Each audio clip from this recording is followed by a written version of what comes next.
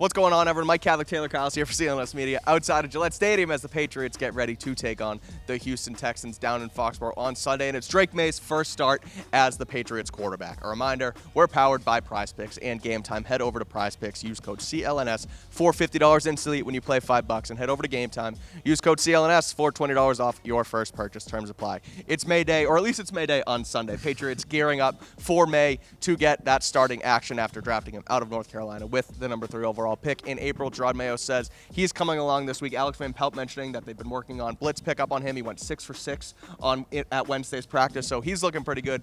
Things are getting exciting here in Foxboro, and Alex Van Pelt getting ready, like we said, to call that first game of Drake Maye. So what can we expect, Taylor? What's this offense going to look like? Are things going to change? Are they going to dial things up a little bit differently compared to Jacoby Brissett? How do you expect the game to play out, at least from an offensive perspective, as they get Drake Maye involved? Well, first and foremost, I have to say the Patriots need to run the ball and keep their foot on the gas as much as possible. I've been saying for a couple weeks now the Patriots need to get to 30 carries, not just because it's an arbitrary number, but because if you're running the ball that often, it typically means that you are winning or at least are competitive in time of possession. You're probably still in the game, and you're also keeping C.J. Stroud on the sideline, which would be a major, major factor because you don't want to have to face that guy, even if you have a stout defense like the Patriots do. So first, lean on your run game. Do not put a 22-year-old in his first NFL game and force him to have to be the guy who carries you. Now, that said, Drake Maye is going to get his opportunities, and a lot of that is going to happen downfield, I think. That's where he really is at his best when it comes to deep accuracy. I think we'll see some of that in empty.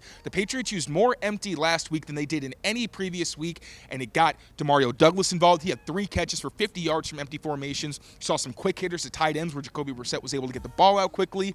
And then you also saw Jalen Polk. He had 2 opportunities to make plays, including what was almost a game-winning touchdown on a very well-executed and called play where they isolated a defender on with Jalen Polk on a linebacker. So I'm hoping we see Drake Maye take some shots from those looks against linebackers and safeties. Also, sometimes play action. Now, the Patriots have been more conservative with play action than I expected. They've been, I think, last in the league in play action rate. With Drake Maye, I expect that to change because, one, they can take advantage of the downfield shots that will be presented, and also you can move the pocket. That's another element I think we're going to see more that we saw from Jacoby Brissett, whether it's sprint outs or you're just trying to make sure that you can keep the protection good enough to convert on maybe a 3rd and medium situation and get the ball out to the sideline, or on a bootleg kind of situation where Drake Maye can keep it himself, he can throw short, or he can throw to the deepest option, which you don't typically see for most quarterbacks. So a lot of run, empty, moving pockets. And while I do think we will see quick game just because that's part of this offense, and Alex Van Pelt mentioned schematically, you want to protect your quarterback by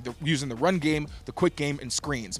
Patriots have been one of the worst screen teams in the NFL outside of their tight end screens, and the quick game with Drake Maye hasn't been great from what we've seen in game. So I would like to see really more 3- and 5-step drops where he can throw in rhythm. That's where he's typically at his best, when he can drop back, maybe hitch up, and then make a throw down the field. So I think we'll see, again, screens and quick game, and they'll try those. I'm not sure how well they work, but I do think that you're going to want to obviously keep some extra blockers in maybe on those true dropbacks to make sure that Drake Maye has time, because if you send only 2 people into the route, it's one thing when you have Jacoby Brissett, where really you're only worried about the intermediate or maybe short as a check down. But Drake Maye, you need to worry about that deep post as well. You mentioned those 3- and 5-step drops, Taylor. Patriots starting, hopefully we think, their second straight week with the same offensive line, something they haven't done all season. How confident are you that first 5 with Nick Leverett potentially in the middle, DeMontre Jacobs on the right side, Darren Lowe on the left side, how confident are you that they can actually protect Drake Maye and allow him to step back, read the defense, and, again, drop back in those 3- and 5-step drops and make the play? Yeah, so Nick Leverett's going to need a much better week. Now, he is working on an injury. He's still getting used to center,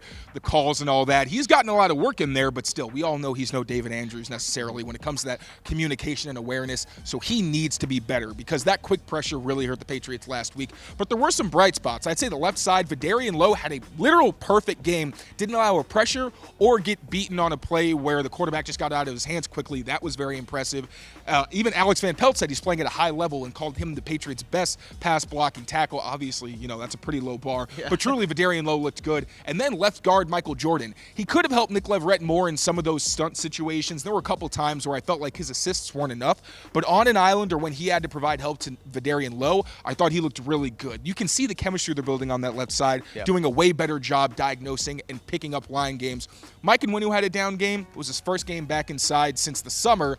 I'm not going to put too much stock into that. I'm sure he'll get better. DeMontre Jacobs, young guy against Daniil Hunter. center, he's going to make his mistakes. There are going to be some rough moments, but you do start to see the growth in why this team likes him. And Alex Van Pelt mentioned that he is someone who's on the rise as well. So the right side's a little bit shaky, need better from the interior, but at least the left side you have something to be confident in. Patriots allowing the most pressure in the league so far, according to Next Gen Stats, and the Texans generating the most according to Next Gen. So we'll see how that plays out. Finally, Taylor, Drake Maye's number on Prize Picks right now, 161.5. You going more or less passing yards for Drake? Oh, I'm going more. Okay. Drake Maye's built different. We're getting at least 200 yards, Pats fans. Get excited. We're crossing that 2-century mark. I think so, too. I think get over 200 yards. They'll pass the ball much more efficiently than they were with Jacoby Brissett under center. But we'll see how it plays out, see if they can get a W in Week 6 against Houston. Make sure to subscribe to Patriots Press Pass for all your Patriots news and updates on YouTube. And for all our written work, make sure you check out CLNSmedia.com.